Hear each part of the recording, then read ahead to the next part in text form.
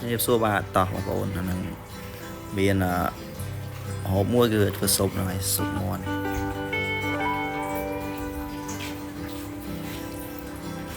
ហ្នឹងបន្ទាប់ពីយើងត្រៀមគ្រឿងផ្សំទៅហើយយើងក៏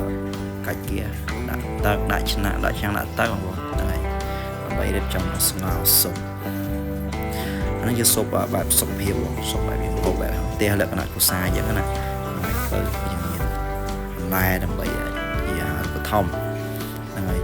បន្ទាប់ពីទឹកពុះហើយយើងក៏ដាក់សាច់មាន់ដែលយើងបានត្រៀមទុកហ្នឹងធម្មតាគេអាចនឹងមិនប្រើគល់អក្រីតែខ្ញុំគឺប្រើគល់អក្រីលើក្រូចដើម្បីកាត់ឆ្អើបង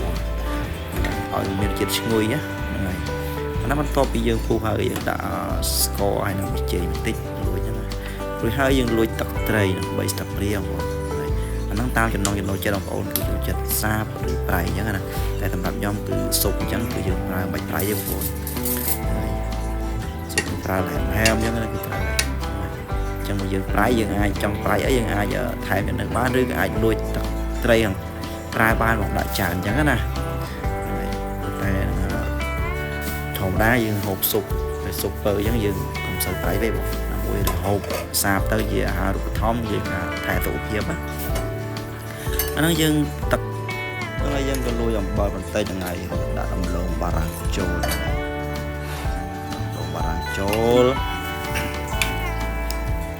យើងកូរវាទៀតឲ្យក្របវាទុំទុះហ្នឹងហើយ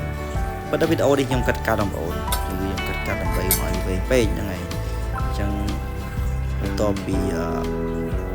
សម្លយើងវាអាចនឹងឆ្អិនហើយយើងក៏ត្រៀមរៀបចំខ្លួនអាចារ្យបងប្អូនដើម្បីមកទទួលទានហ្នឹងហើយអញ្ចឹងសម្លស៊ុបមុខនេះគឺមិនពិបាកទេបងប្អូនហ្នឹងហើយគឺស្រួលងាយហ្នឹងសម្រាប់អ្នកដែលចូលចិត្តហូបតែពើថែសុខភាពហ្នឹងហើយសម្រាប់ខ្ញុំគឺចូលចិត្តមានតែប៉ុណ្ណឹងបងបាយ